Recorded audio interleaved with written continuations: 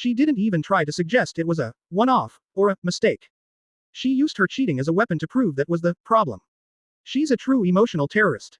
Then, with absolute coldness, as Derek was scrambling to get dressed, she moved from hysterics to a legal threat.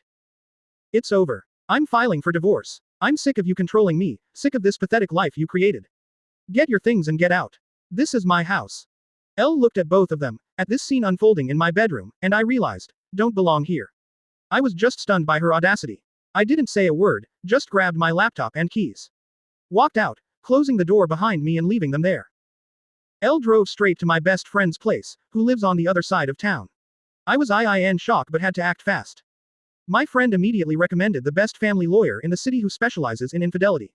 I met with him a few hours later. I showed him all the evidence. Photos of her car at BMW, the GPS screenshots, and I told him about the scene today. The lawyer, Dave, was calm and methodical. He said, she's filing for divorce.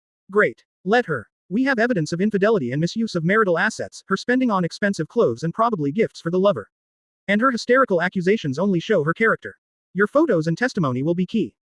Dave emphasized.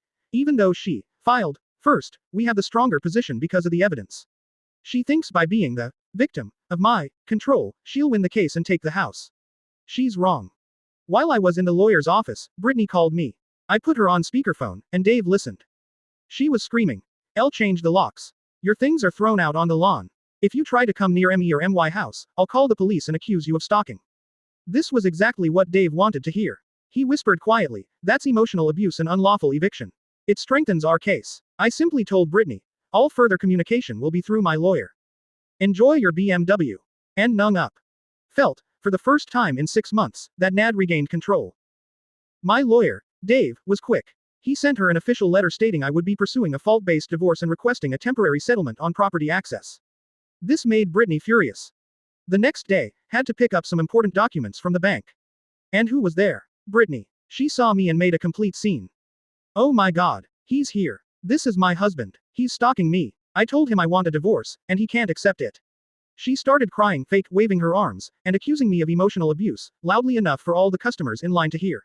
It was a pure, hysterical witch performance to look like the victim. I just calmly said, Britney, my lawyers will contact yours. Stop it. And left. It was disgusting. Back at my friend's place, got a notification. Britney had just changed the passwords to all our joint bank accounts, the credit account we used for the mortgage, and even my old Amazon account. She blocked me from accessing all joint finances. She withdrew a large sum from our joint savings account, which we had set aside for renovations. It was a direct, sneaky hit. She's using finances as a weapon.